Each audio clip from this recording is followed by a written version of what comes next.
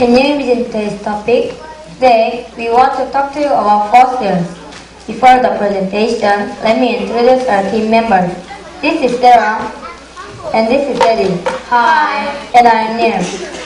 Eddie will explain what a fossil is, and we will introduce our favorite fossil. Eddie, how is it created? First, a creature like a dinosaur, a plant, or even a shell has to get stuck in the process under a river, a lake, or a sea. After it gets stuck, more materials are deposited on top of the remains.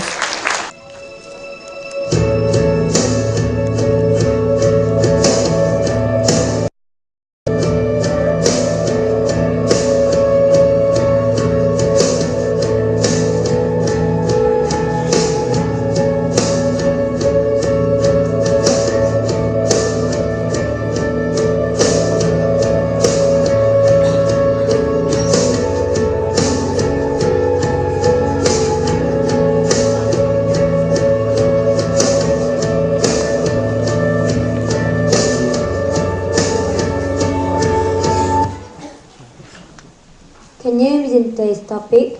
Today, we want to talk to you about fossils. Before the presentation, let me introduce our team members. This is Sarah, and this is Eddie. Hi. And I'm Neil. Eddie will explain what a fossil is, and we will introduce our favorite fossil. Eddie, how is it created? First, a creature like a dinosaur, a plant, or even a shell has to get stuck in the process under a river, a lake, or a sea. After it gets stuck, more materials are deposited on top of the remains. Eventually, these materials transform into sedimentary rock. Over time, volcanic plates under the Earth's surface move, and even more layers that were underwater are deposited on top of the remains. Hey Sarah, what is the result? As a result, fossils can become buried deep underground. It is only after the exposed layers of rock erode that fossilized remains are revealed on the surface. Hey Sarah, I have a question. So why are fossils important? After all, they're just dead things that have been buried in rocks for millions of years, right? Well, fossils are very important because they help us learn about what life was like before humans. There was so many amazing different plants and animals that have gone extinct. The only way we can learn about them is by studying their fossils. Wait a minute, let me give more explanation. In addition, we wouldn't be able to drive cars, ride or fly in airplanes without fossils. Can you believe that? If enough time passes, fossils can turn into oil. Think how dependent we are on oil in our everyday lives. Everyone knows how important oil and gas are to transportation, but oil is used in lots of other stuff too. We also need oil to make plastic. Can you imagine a world without aquatic cars? Oil from fossils can be used to help make the plastic in aquatic cars. See, fossils are awesome. This is a picture of my favorite fossil. It is fossil of whale that walked on 4 feet. Did you know that it used to be able to walk on 4 feet? Scientists recently discovered this after finding an ancient whale fossils. Over millions, whales adapted to living in the water as their legs became more like flippers. Today, whales can't walk at all, they have to swim everywhere. The four-legged whale fossils was first discovered in Peru, South America by Dr. Rodolfo Salas, a paleontologist. Neil, what is your favorite fossil? My favorite fossil is Allosaurus.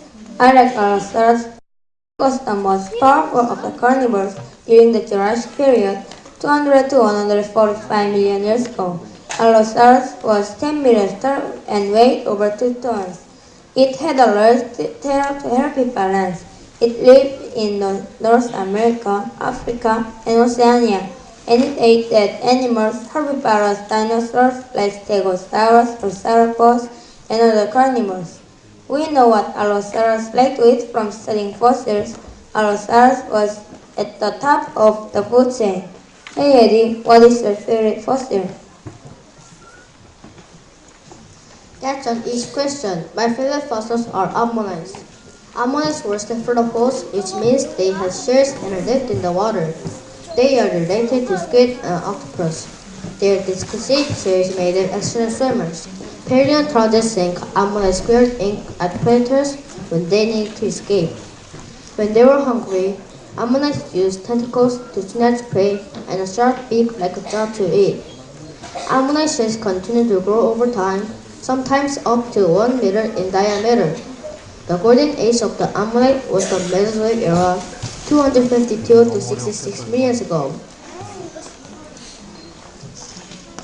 But even though our favorite fossil lived hundreds of millions years ago, we don't need to wait for nature to make fossils. We can make our own. Therefore, with these steps, we can make our very own fossils. First, we need to get 2 pieces of clay and a shell. After we get our materials, place the shell between 2 pieces of clay and press lightly. Then, we need to take off the upper piece of clay and a shell, remove the shell from a lower piece of clay. Finally, we wait. When the clay dries, the seashell mold will have a distinct shape just like a fossil. The only differences between our fossil and fossils in nature has to do with color. Our seashell molds have the same color as the clay. In nature, fossils have different color than the rock they are embedded in. What's your favorite fossil?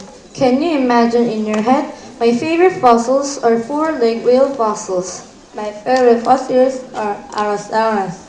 And my favorite fossils are ammonites. Fossils are very important because they help us learn about what life was like before humans. Thank you for listening to our speech.